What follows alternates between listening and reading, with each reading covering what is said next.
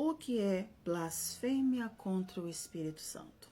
Esse é um dos temas mais mal compreendidos, que eu acredito, né? Sobre a fé cristã. E ao mesmo tempo é um dos mais sérios, né? Só que esse vídeo não é para você ficar com medo, tá? É para que você entenda. Eu vou explicar aqui de um jeito. Imagina que eu tô aí conversando com você, tá? Para você entender. Blasfêmia contra o Espírito Santo não é um tropeço, não é um pensamento ruim, não é um deslize emocional, não é uma dúvida que passou pelo seu coração, que passou pela sua cabeça. Blasfêmia contra o Espírito Santo é um estado de ser, é um estado interno, não é um ato isolado em si. E para você entender isso, primeiro você precisa entender o papel do Espírito Santo na nossa vida. O Espírito Santo é quem te convence da verdade, é quem ilumina o seu coração, é quem toca na sua consciência, é quem mostra o pecado, a justiça e o juízo, é quem te chama de volta quando você desvia, é quem fala com você, com a sua alma, mesmo quando você tenta ignorar a voz dele. Ele é o Espírito Santo. A blasfêmia contra o Espírito Santo é quando a pessoa fecha completamente o coração para esse movimento que ele faz. É quando o Espírito fala e a pessoa não apenas rejeita, a pessoa atribui aquilo que ele fez, aquilo que ele falou, a algo do maligno. É quando a pessoa ela endurece tanto, mas tanto, mas tanto, que ela não reconhece mais a luz. Blasfemar contra o Espírito Santo é inverter a verdade, sabendo que ela é verdade. É quando alguém olha para a obra do Espírito Santo, tipo cura, libertação, transformação, arrependimento, santidade, e ela diz assim: isso aí é obra do maligno, isso aí não é de Deus não, isso aí é mentira. E ela não diz isso por ignorância, ela diz isso por uma resistência espiritual consciente. Ela sabe o que ela está falando. E por que isso é tão grave? Porque o Espírito Santo, ele é o único que pode regenerar um coração. Então, se você fecha a porta justamente para aquele que pode restaurar, não sobra mais ninguém, né, para fazer isso. Não é que Deus não queira perdoar, né? É que a pessoa não aceita mais ser perdoada. Ela destrói o caminho que poderia salvar ela. E para você não ficar com medo, tá? Se você tem medo de ter cometido blasfêmia contra o Espírito Santo, é porque você não cometeu. Por quê? Porque esse temor, ele já é o sinal da sensibilidade. Essa culpa, ela já denuncia que o Espírito Santo ainda está aí. Você ainda ouve a voz dele. A consciência ainda está viva. Isso é prova que a porta não está fechada, tá? Então fica tranquilo. A verdadeira blasfêmia contra o Espírito Santo, ela nasce do coração endurecido, não é do coração ferido. E o endurecimento, ele não acontece de uma única vez. Ele vem em camadas. Ele vem quando a pessoa resiste diversas vezes ao toque de Deus. Quando ela rejeita a luz direto, ela rejeita, ela rejeita, ela rejeita.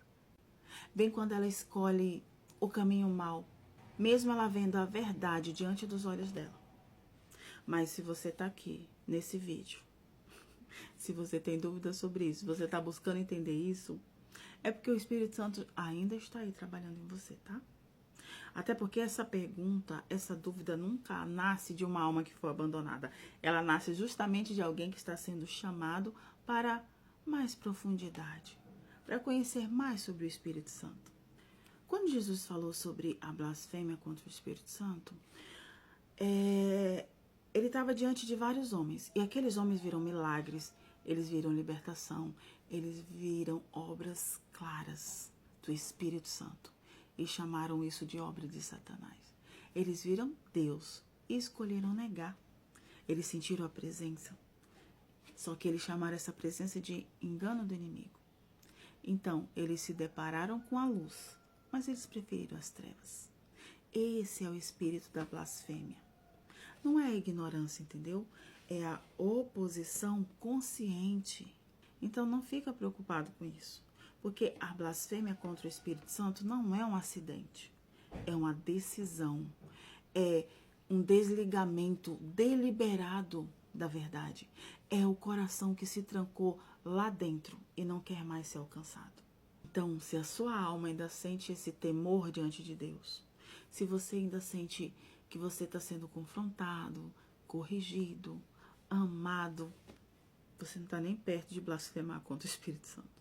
Significa que você está vivo espiritualmente e você está sendo trazido para perto. E talvez o que você precisa fazer hoje, além de terminar de assistir esse vídeo até o final, porque eu ainda vou explicar mais coisas, é voltar. Porque se ainda tem espaço para o Espírito Santo na sua vida, se ele ainda encontra espaço aí, é porque ainda existe um caminho para a restauração, um caminho para o perdão. Agora eu vou trazer alguns exemplos só para deixar bem claro para você. Mas antes eu quero te trazer um detalhe importante. A Bíblia só registra de forma explícita Jesus falando sobre blasfêmia contra o Espírito Santo, lá em Mateus 12, em Marcos 3, em Lucas 12. Mas a própria Bíblia, ela mostra muitos personagens que manifestaram esse mesmo padrão espiritual, mesmo antes do conceito ser nomeado por Jesus, porque a essência da blasfêmia é a mesma. É a resistência consciente, deliberada e persistente contra as obras do Espírito Santo. E o primeiro exemplo que eu quero trazer para você, eu acho que você já até viu em filmes e tal, foram os fariseus que atribuíram as obras do Espírito Santo a Satanás. E você vai encontrar isso lá em Mateus 12, 22 até o 32, em Marcos 3, 22 até o 30. O que aconteceu foi o seguinte: Jesus tinha acabado de libertar um homem cego e mudo, algo que a tradição judaica reconhecia como um milagre messiânico. Os fariseus sabiam que aquilo era uma obra de Deus. Eles viram, eles entenderam. Mas sabe o que eles disseram? Eles disseram: ele expulsa demônios por Beelzebu, o príncipe dos demônios. E por que isso é uma blasfêmia? Porque eles atribuíram a Satanás algo que o Espírito Santo fez. Eles inverteram a luz de propósito. Eles escolheram negar a verdade que o Espírito Santo estava revelando a eles naquele exato momento. Não era ignorância. Eles estavam resistindo e eles estavam fazendo aquilo de propósito, era intencional. Eles já estavam rejeitando Jesus, já tinha tempo. Eles viram os milagres, eles ouviram os ensinamentos, eles testemunharam o reino. Só que eles endureceram cada vez mais. Esse ponto foi o ápice da resistência. O coração fechou. Por isso Jesus declarou ali a blasfêmia. Outro caso é Ananias e Safira, que eles mentiram de propósito, de forma consciente ao Espírito Santo.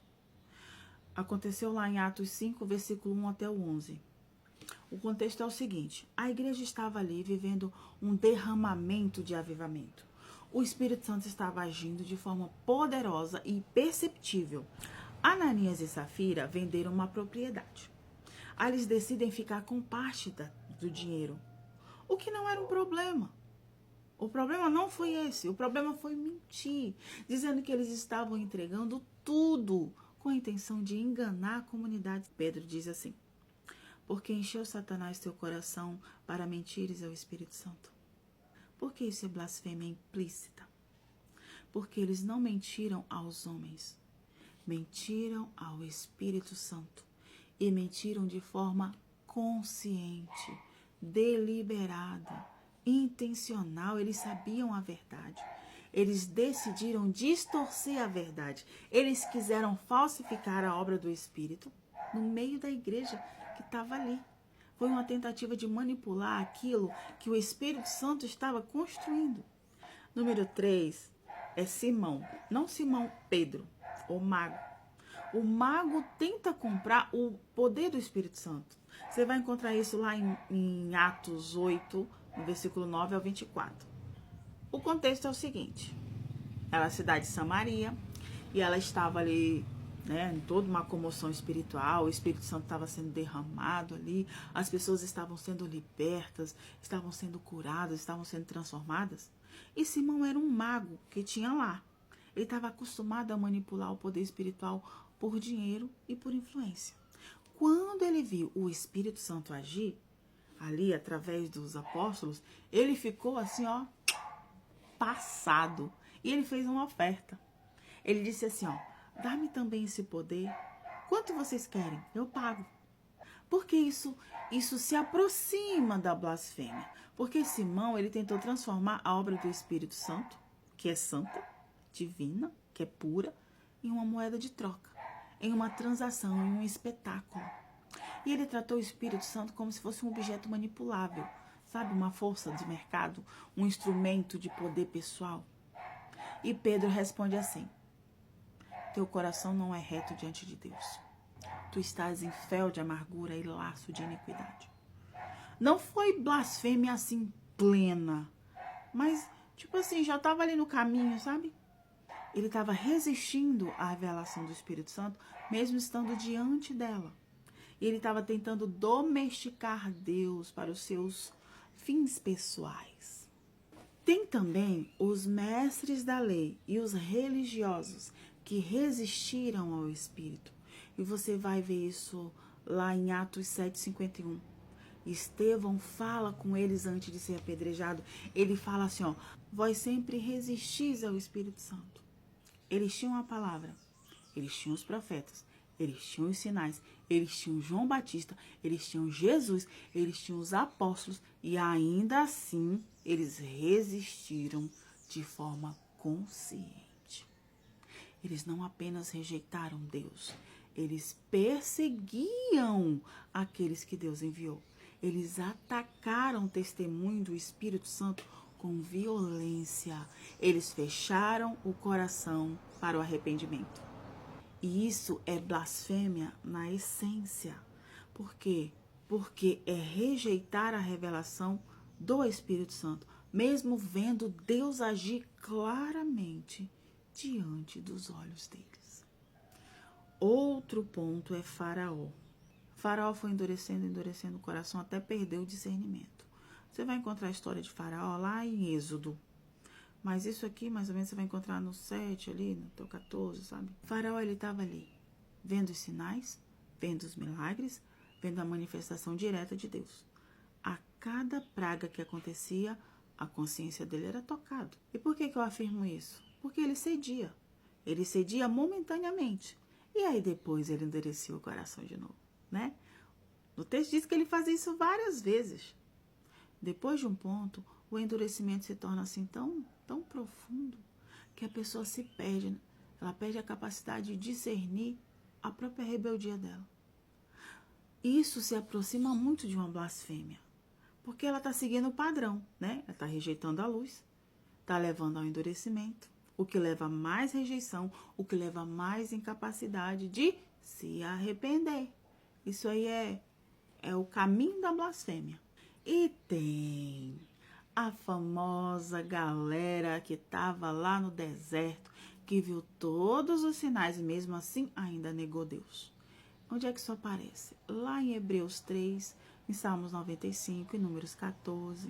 Eles viram maná, eles viram a nuvem, eles viram a coluna de fogo, eles viram um milagre, eles viram livramento, eles viram direção, eles viram a presença de Deus tangível. E mesmo assim, eles murmuraram, eles rejeitaram, eles acusaram Deus, eles desprezaram a palavra, eles desejaram voltar para o Egito. E toda hora eles diziam, Deus nos trouxe aqui para nos matar, a gente vai morrer aqui, era melhor ter morrido no Egito.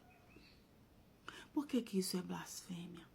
Porque eles transformaram a obra de Deus em uma acusação contra Deus. Eles fizeram com Deus igualzinho, exatamente igual os fariseus fariam com Jesus séculos depois. Eles viram tudo aquilo e aí eles pegaram a luz e chamou de trevas. Eles pegaram todo o cuidado de Deus e reclamavam contra. E quando eles faziam isso, eles estavam automaticamente dizendo que Deus tinha destruído eles. É o mesmo espírito. Tem Judas Iscariotes. A questão de Judas foi o seguinte. Ele rejeitou Jesus depois de conviver com Jesus. Onde você vai encontrar sobre Judas? Nos evangelhos, né? Judas, ele ouviu Jesus, ele caminhou com Jesus, ele viu os milagres. Ele participou do ministério. Ele sentiu a presença. E foi tocado pela palavra, teve a oportunidade de arrependimento. Mas ele escolheu o oposto. E não foi por ignorância, foi por decisão.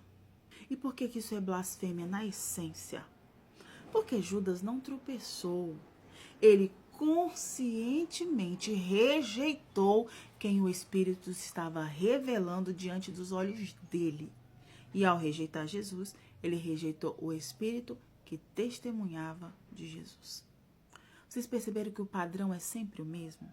Todas essas pessoas, eles têm algumas coisas em comum. Eles viram a luz, eles foram tocados pelo Espírito, eles receberam a revelação suficiente para eles terem discernimento. Mesmo assim, eles rejeitaram conscientemente. Eles retribuíram à mentira o que era a verdade. Eles endureceram tanto o coração até perder o discernimento espiritual. A blasfêmia, ela não nasce de um erro, ela nasce de uma postura que foi prolongada, de um coração que não quer mais ser alcançado. E de novo, se você está aqui buscando, perguntando, discernindo, querendo saber mais, isso já é prova de que o Espírito Santo ainda está trabalhando dentro de você, tá? Em Hebreus 3,15 diz assim: hoje, se ouvirdes a sua voz, não endureçais o vosso coração. Espero que agora tenha ficado esclarecido. Um cheiro e até o próximo vídeo. Deixe suas dúvidas nos comentários.